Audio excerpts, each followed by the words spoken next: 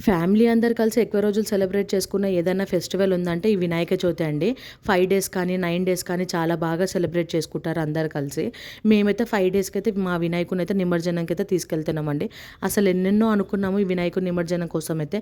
కార్‌ని బాగా రెడీ చేసుకొని, బాక్సులు పెట్టుకొని, పిల్లలని డాన్స్ ఆడుతూ తీసుకెళ్దాము. ఇంకా టైం పడే వరకు కూడా వెళ్దామనైతే అనుకున్నాము.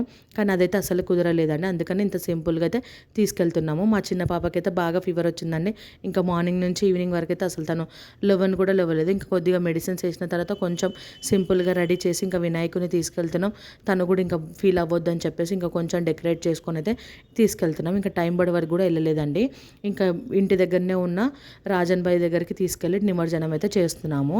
ఇంకా ఫైనల్‌గా అక్కడికి వెళ్ళిన తర్వాత పూజ చేసేసుకొని దేవుడిని ఇంకా నిమజ్జనంకి అయితే ప్రిపేర్ చేసేసి నిమజ్జనంకి అయితే పంపించేస్తున్నామండి. కనీసం అనుకున్న విధంగా అయితే నెక్స్ట్ ఇయర్ అయినా అవ్వాలని అయితే కోరుకుంటున్నానండి.